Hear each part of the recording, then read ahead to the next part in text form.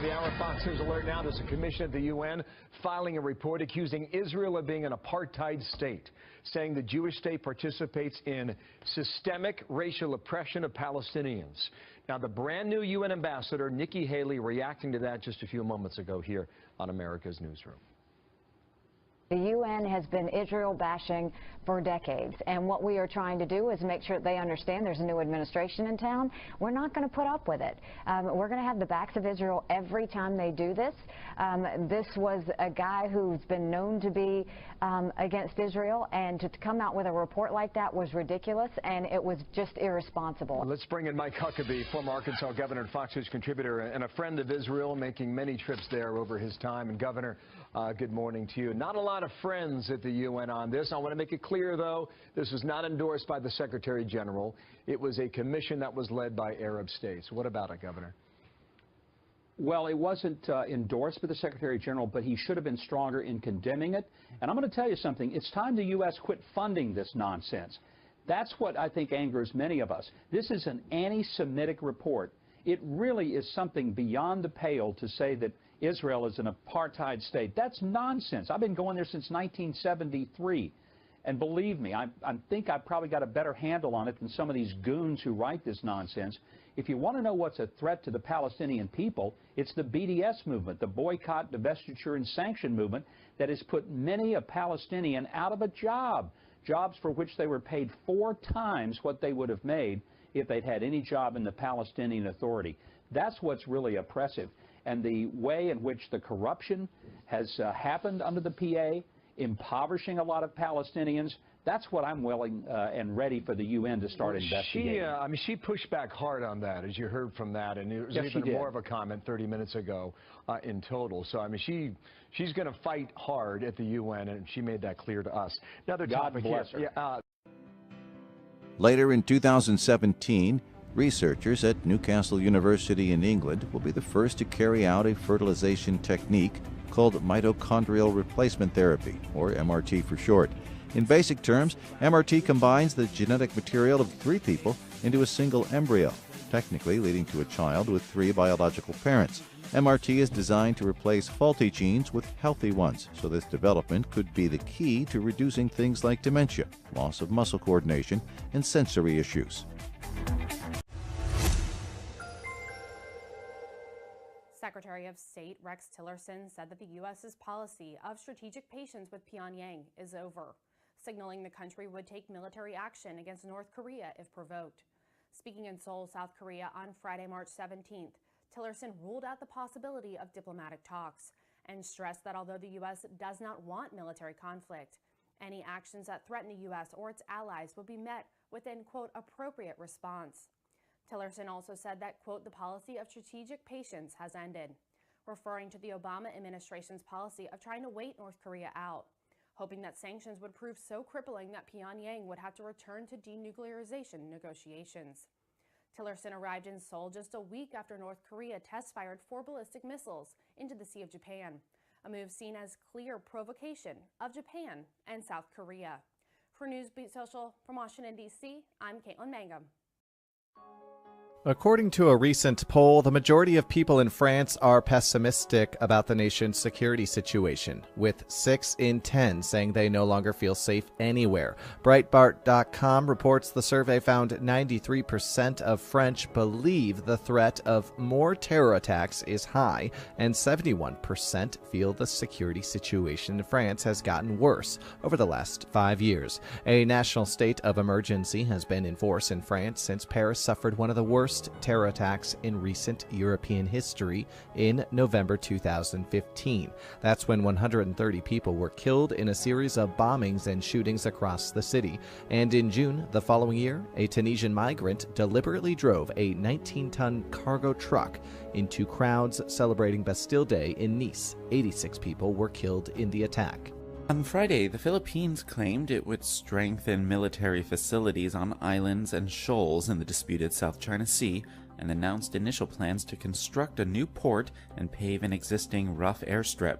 Defense Minister Delfin Lorenzana has been scheduled to inspect an outpost on Thitu, one of the disputed Spratly Islands. However, his trip was cancelled due to safety issues. Lorenzana then spent the day at a military base where he unveiled the development plans. The Philippines have squabbled with China for years over the South China Sea, but relations have appeared to improve under President Rodrigo Duterte, who is scheduled to meet with Chinese Vice Premier Wang Yang in Davao City on Friday. The U.S. government conducted dozens of nuclear weapons tests from the 1940s until the early 1960s. Some of the blasts sent incredible mushroom clouds into the sky and massive fireballs across the landscape. A team from Lawrence Livermore National Laboratory has now published more than 6 vintage films salvaged from high-security vaults across the U.S., where they sat idle for decades. Lab physicist Greg Spriggs says the films were in danger of decomposing and being lost to history. Spriggs and his team have located about 6,500 films. On Friday, Japan held its first civilian evacuation drill for a missile attack as wariness over the potential military threat of North Korea. Around 100 civilian participants were involved in the exercise, which took place in the northwestern city of Oga. The evacuation drills followed North Korea's launch of 4 ballistic missiles into the sea off Japan's northwest coast earlier this month, with one landing about 124 miles from Oga. Officials claim the exercise was prompted by growing concern about the regional security situation. Chief Cabinet Secretary Yoshihide Suga said, "We believe this is a very important exercise in terms of furthering the understanding among residents about the actions they need to take when the government issues information about a missile launch."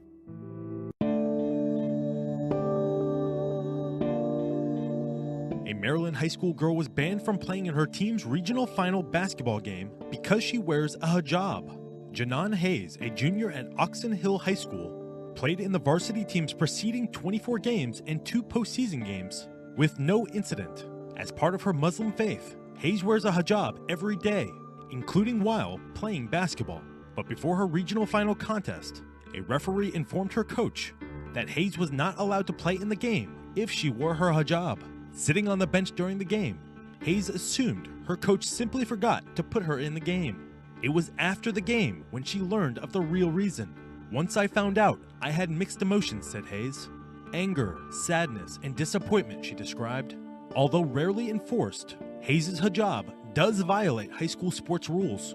According to the National Federation of State High School Associations rulebook, it states that head decorations and headwear are prohibited. The rulebook says there is an exception on an individual basis for medical, cosmetic, or religious reasons, but only if there is documented evidence provided to the state that the participant may not expose their head. The rule is regulated at the state level. No one had informed Hayes of such a rule prior to any of the previous games, nor was it ever an issue.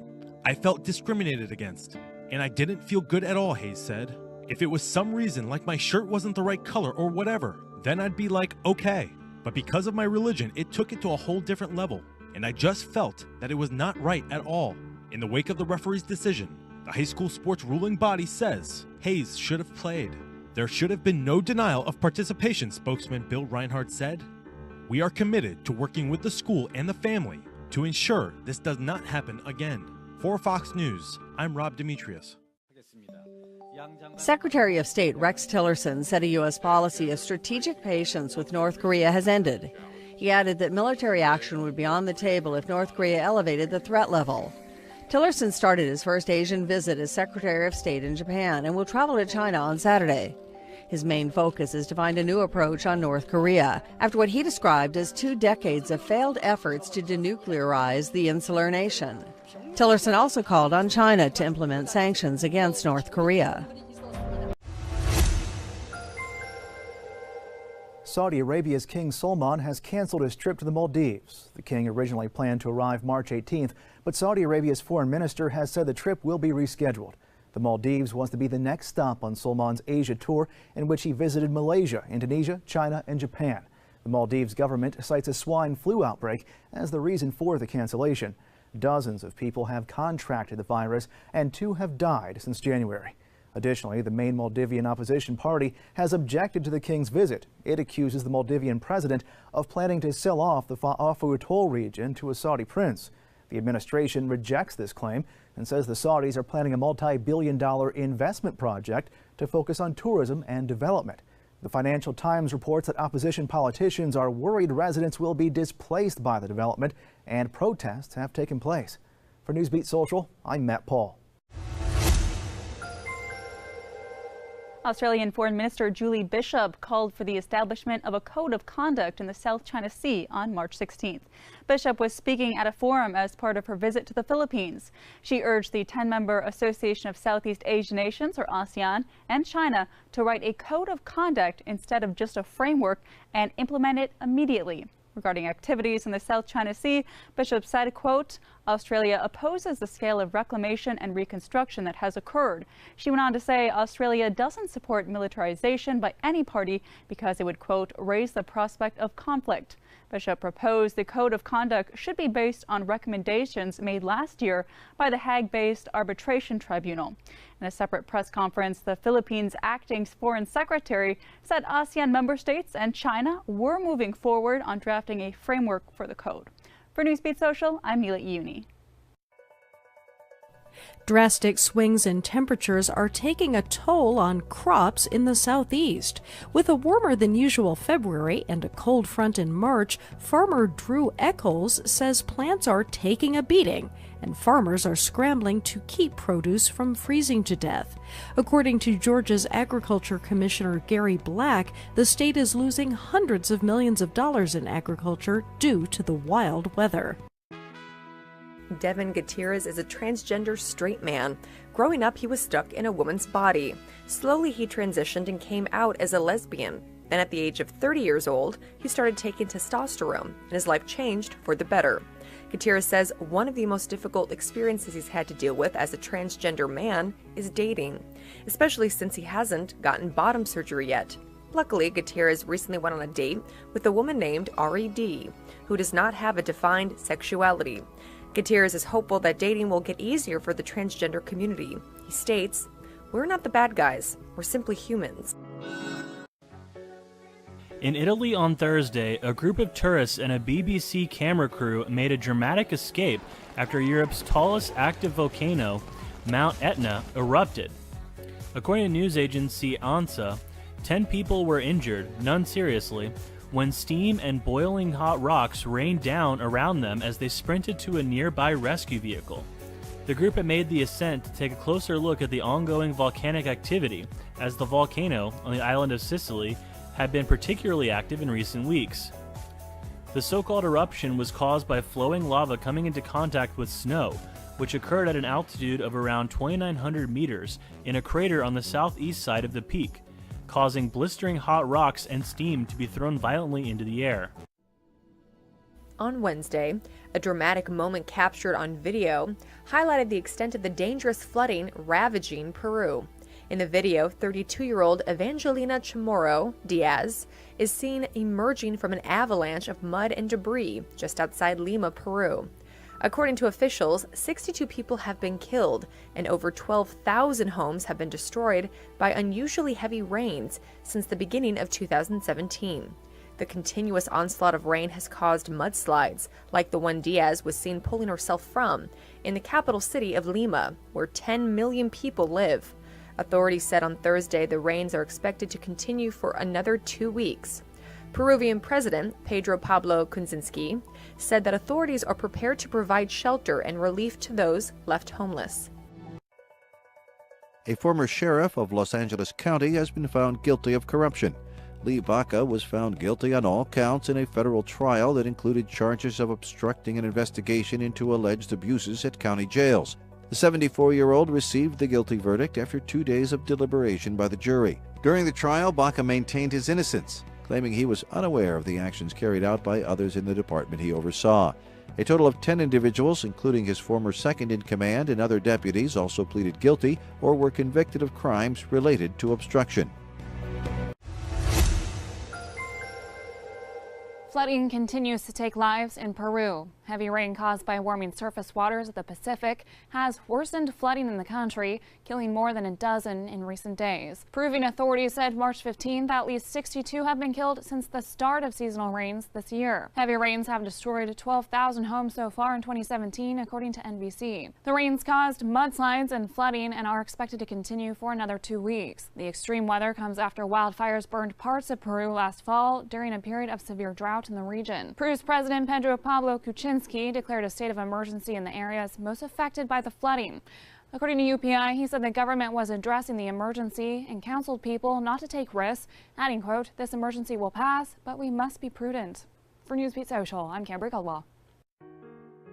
In an announcement on Friday, the United States government said in a court filing that they will appeal a ruling by a federal judge in the state of Maryland that halted Donald Trump's temporary travel ban on March 6th from 7 Muslim-majority countries. The Justice Department, which declined to comment on Friday's filing, has not yet filed its formal appellate brief in the Fourth Circuit Court of Appeals, where the case will eventually be heard. The Fourth Circuit hasn't yet said who will be on the eventual 3-judge panel that hears the case. Pope Francis is receiving massive criticism as of late from a prominent Italian rabbi who is denouncing what he sees as a growing Catholic undercurrent of resentment, intolerance, and annoyance towards Judaism. Rabbi Giuseppe Laris says this intolerance is exacerbated by the Pope's careless repetition of anti-Jewish stereotypes. In an open letter, Rabbi Giuseppe Laris says, "What a shame that the official documents of the Catholic Church regarding the Jewish faith should be contradicted on a daily basis by the homilies of the pontiff." Officials in Portland are thinking outside the box. Faced with an enormous homeless problem, a handful of homeless families will soon move into tiny government-constructed modular units in the backyards of willing homeowners. According to the Associated Press, the homeowners will take over the heated, fully plumbed tiny houses in 5 years and can use them for rental income. The project is called A Place for You and is believed to be the first in the nation to recruit stable residents to address a homeless crisis that's gotten so bad the city last year declared a state of emergency and made it legal to sleep on the street. Housing officials have increasingly turned to so-called tiny houses and even portable sleeping pods. Another pilot project will place 14 homeless women in portable sleeping pods, 8 by 12-foot units with a space for a bed and some storage. The pod village was recently approved by the Neighborhood Association. If you're looking for an out-of-the-ordinary hotel, then the Haneda Hotel in Tokyo, Japan could be the one for you. Guests are greeted not by hotel staff, but by multilingual dinosaur robots. The hotel, which opened its doors March 15th, is staffed almost entirely by robots. They do everything from take your bags to clean your room. According to its website, the goal for the hotel is to be the ultimate in efficiency. Guests don't have to worry about ever locking themselves out of their rooms. The hotel uses facial recognition instead of keys. The hotel is owned by travel agency HIS, which opened its first robot hotel in 2015. The company says it plans to build 100 more in the next few years. Room prices range between $120 and $270 a night. For Newsbeat Social, I'm Neela Uni. South Africa is mulling legislation that would legalize the domestic rhino horn trade. The proposal would also allow the limited export of rhino horns, with foreigners able to leave with up to 2 rhino horns for, quote, personal purposes. A 30-day period for public comments on the draft legislation ended March 10th, with the government now planning to make a revised version. Supporters of the proposal include rhino breeders. They argue that legalizing the horns would allow them to saturate the market with existing stockpiles, which would decrease the price. They say this in turn would help solve the issue of rampant poaching. According to official figures, 1,000 rhinos were killed in South Africa in 2016. Conservationists, however, insist the move would further fuel demand from Asia and defies an international ban on the trade. Thai Customs recently seized 21 rhino horns with an estimated value of about $5 million. For Newsbeat Social, I'm Neela Uni. South Dakota's Republican Governor Dennis Daugaard has vetoed a pair of bills that would have loosened restrictions on carrying concealed guns in the state. Daugaard says the current laws make sense and are adequate. The veto echoes statements Daugaard made in a February 11th editorial in the Rapid City Journal, in which he says that he views the state's laws as effective, appropriate, and minimal. Spanish police are giving the public its first look at a massive stockpile of seized weapons. The cache was discovered during a series of mid-January raids. After weeks of cataloging, these remarkable images were unveiled March 14th. The pictures show a warehouse filled with neatly stacked munitions, tables of handguns, piles of machine guns, and rows of rifles. Authorities seized over 10,000 assault rifles and machine guns and 400 shells and grenades. along with other weapons of war. 6 houses were searched and 5 people were arrested as part of the raids in Bilbao, Cantabria, and Girona provinces. Europol, which assisted the Spanish National Police during Operation Portu, says the weapons posed a, quote, significant risk of being acquired by organized crime groups and terrorists. European authorities have been cracking down on black market weapons in the wake of a 2014 attack on the Jewish Museum in Brussels. For Newsbeat Social, I'm Matt Paul. If you consider yourself an arachnophobe, you might not want to hear about how much spiders eat, because it's a lot. A new study says all the spiders in the world combined eat up to 880 million tons of insects and other invertebrates every year. In comparison, all of the world's humans consume about half that amount in meat and fish each year. Researchers from universities in Germany, Switzerland, and Sweden published their findings in the journal The Science of Nature. They used past studies to figure out how many spiders are currently creeping around our planet, about 25 million metric tons worth, making up 45,000 different species. Think what you want about spiders, but we owe a lot to them. Without spiders, the world would be a lot buggier of a place. Study author Martin Neiffer said, quote, spiders make an essential contribution to maintaining the ecological balance of nature. For Newsbeat Social, I'm Kimberly Caldwell. A Syrian rebel group claims a coalition airstrike destroyed a mosque in the Aleppo province. The airstrike hit a mosque in the Al-Jina village near the border with Idlib province. The Syrian Observatory for Human Rights reported that at least 46 people were killed. The rebel group, Ahrar al-Sham, claims that a U.S.-led coalition targeting the Islamic State is responsible for the deadly strike. The U.S. military stated an airstrike was conducted against al-Qaeda militants at a meeting location in the Idlib province. It is not clear if the airstrikes were related. A Twitter troll allegedly tried to cause Newsweek writer Kurt Eichenwald to have a seizure by tweeting a strobing graphic at him. Now BuzzFeed reports the man has been arrested by the FBI on federal charges. He's also expected to be indicted by the Dallas District Attorney on different charges in the next few days. Following the initial tweet in question, Eichenwald's wife responded on Twitter from her husband's account confirming that the strobing image had caused this seizure and that they had alerted police. In an interview with Good Morning America, Eichenwald said, I can't look at my Twitter feed anymore. A lot of people who identify themselves as Trump supporters are loading up my feed with more strobes. Friday, Eichenwald tweeted that more than 40 people tweeted strobing images at him after they learned they could induce seizures. When federal courts in Maryland and Hawaii blocked President Trump's revised travel ban from taking effect, judge cited the president's record of statements suggesting the executive order's real purpose was to discriminate against Muslims. The ban, judges argue, is in violation of the Constitution's ban on discriminating based on religion. Neither judges bought the administration's reasoning that the ban is about national security. In a statement issued by the Trump campaign during his presidential run, he said, Donald J. Trump is calling for a total and complete shutdown of Muslims entering the United States. Trump administration officials have told lobbyists and European diplomats that the U.S. won't stay in the Paris Climate Change Agreement unless it can secure wins for the fossil fuel industry. In a series of recent conversations with industry groups and European officials on the Paris deal, Trump advisors have said it could hinge on international willingness to deploy technologies that will reduce emissions from fossil fuels. It appears that the man who jumped the White House fence last week was apprehended after being on the property for 16 minutes. The intruder has been identified as Jonathan Tran, a 26-year-old from Milpitas, California. The incident took place around 11:38 on March 17, 2017. In the police report, when asked if he had a pass for the restricted area, Tran said, "No, I am a friend of the president. I have an appointment." On Friday, the U.S. Secret Service released a statement saying the Secret Service can confirm that at no time did the individual gain entry into the White House.